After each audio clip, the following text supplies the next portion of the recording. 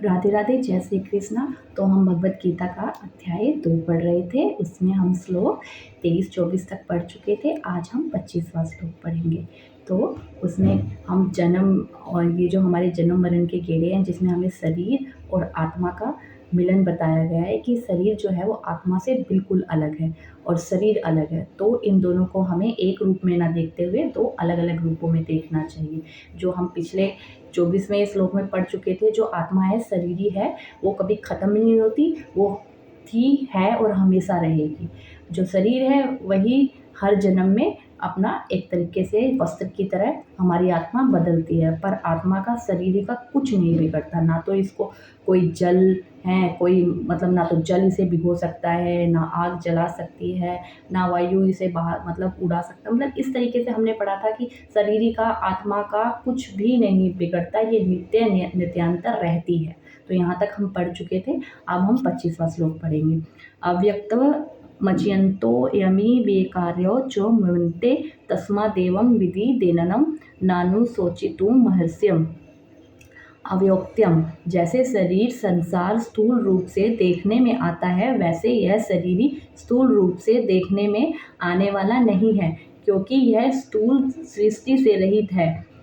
अचित्ययम, मन बुद्धि आदि देखने में तो नहीं आते, पर चिंतन में आते ही हैं।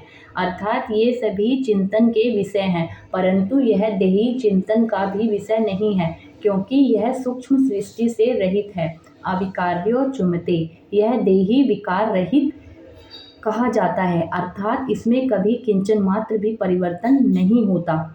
सबका कारण प्रकृति है, उस कारणभूत प्रकृति में भी विकृति होती है, परंतु इस देही में किसी प्रकार की विकृति नहीं होती, क्योंकि यह कारण सृष्टि से रहित है।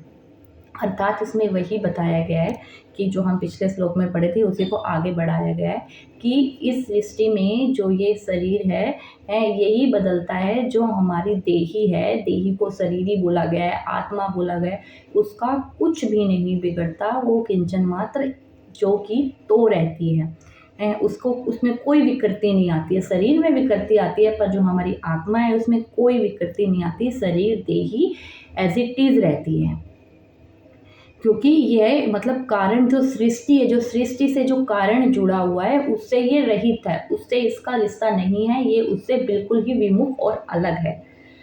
यहाँ 24वें-25वें श्लोक में अच्छेद, अदाह्य, अकेलध, असोस्य, अचल, अव्यक्त, अचिंत्य और अविकार्य, इन 8 विशेषणों के द्वारा इस देही का निषेधोन्मुख से नित्य, सर्वगत, स्थाणु और सनातन, इन 4 विशेषणों के द्वारा इस देही का विधिमुख से वर्णन किया गया है, परंतु वास्तव में इसका वर्णन हो नहीं सकता, क्योंकि यह वाणी का विषय नहीं है।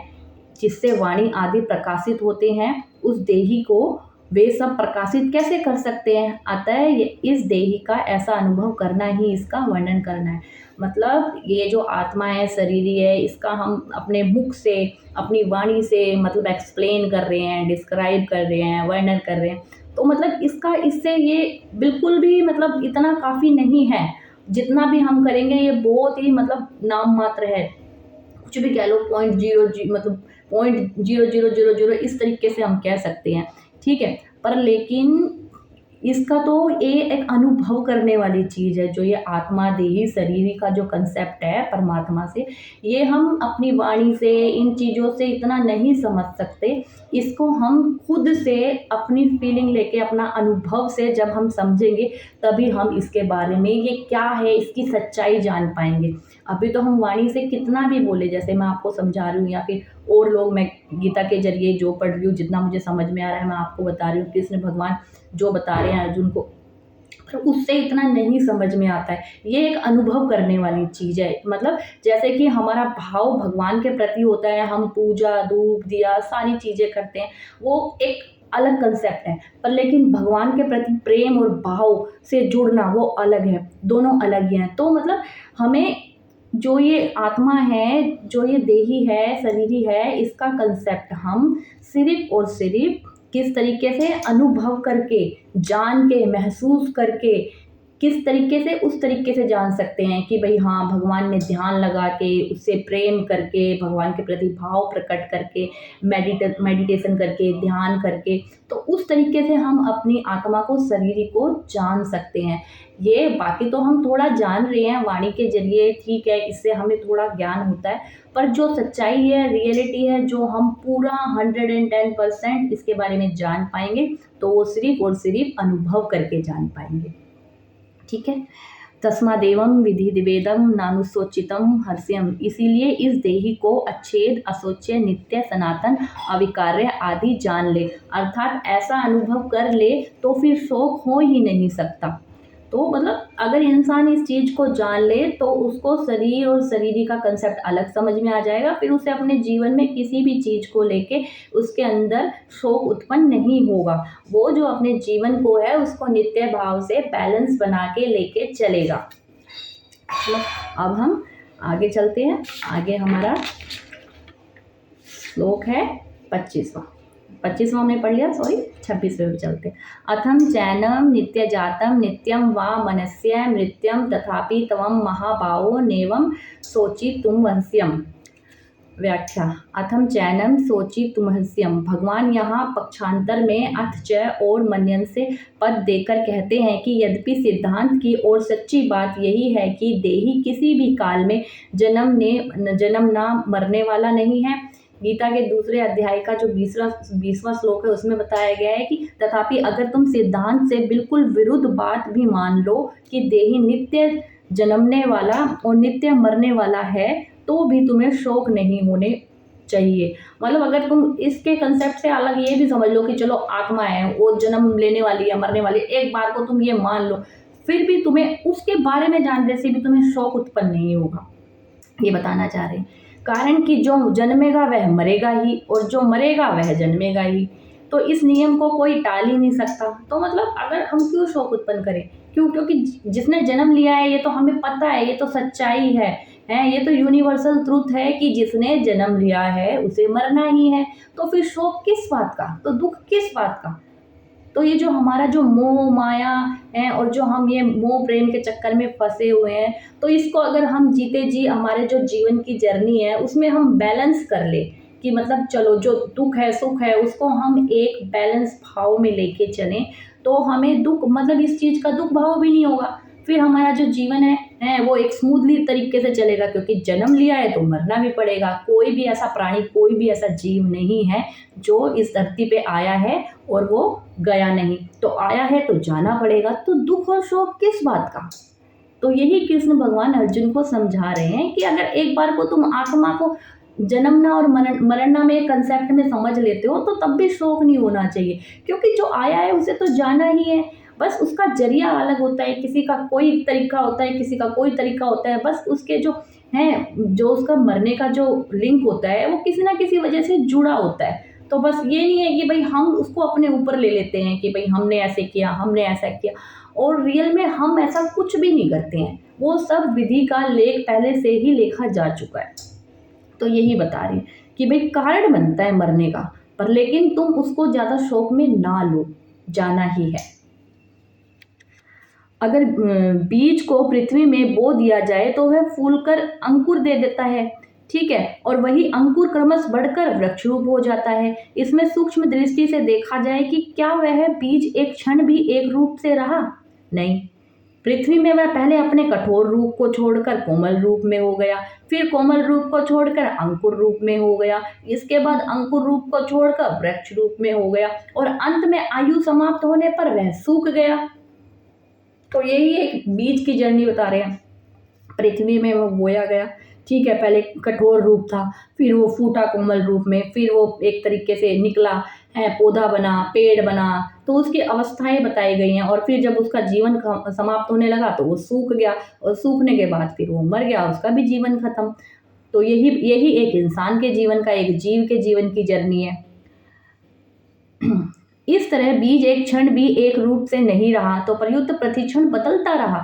अगर बीज एक क्षण भी एक रूप से रहता तो वृक्ष के सूखने तक की क्रिया कैसे होती?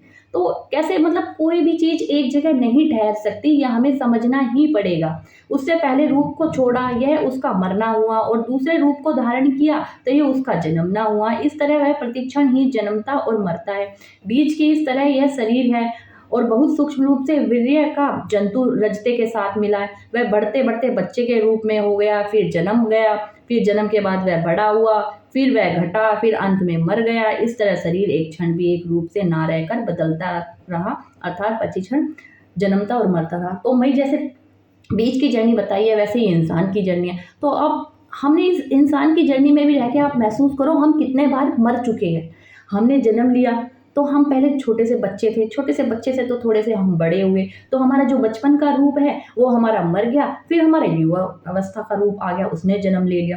अब युवा अवस्था का रूप है, उसकी जर्नी हमने तय करी। फिर धीरे धीरे युवा अवस्था का, फिर धीरे धीरे प्रौढ़ अवस्था में आए। तो युवा अवस्था की जो जर्नी है वो हमारी धीरे धीरे मरती गई, एक टाइम हो गया मर गई। फिर हमारी प्रौढ़ अवस्था आई, प्रौढ़ अवस्था भी धीरे धीरे चल रही है, तो ये हमें बुढ़ापे की तरफ ले जा रही है। तो ये प्रौढ़ अवस्था भी हमारी मर जाएगी, और फिर हमारी वृद्ध अवस्था आ जाएगी। तो वृद्ध अवस्था है, तो वृद्ध अवस्था भी हम एक जल्दी हम जिएंगे, और एक टाइम के बाद वो भी हमारी खत्म हो जाएगी। तो फिर हमें डायरेक्ट ये शरीर त्याग के जाना पड़ेगा, फिर हमें दूसरा जन्म लेना पड़ेगा।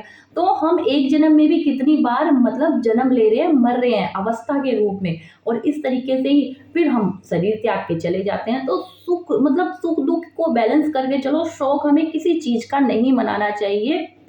सब हर सिचुएशन में एक इक्वल भाव रहना चाहिए, समभाव रहना चाहिए, क्योंकि जब भी हम ये जीवन काट सकते हैं, और जो हमारी आत्मा है, शरीरी है, उसका हम परमात्मा से मिलन करा सकते हैं।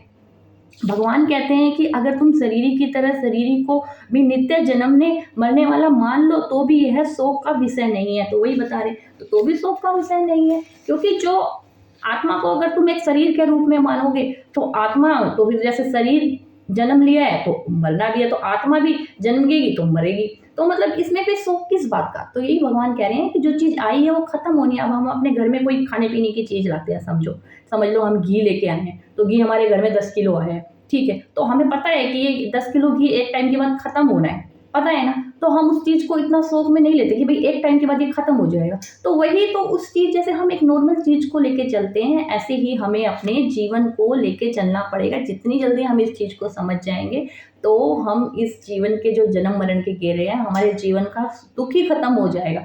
हम जीवन को एक्चुअल में जीना सीख जाएंगे, और फिर हम उस परमात्मा का जो अंश है, जो भगवान ने हमें इस धरती पे जो सीखने के लिए भेजा है, वो एक्चुअल में हम सीख जाएंगे।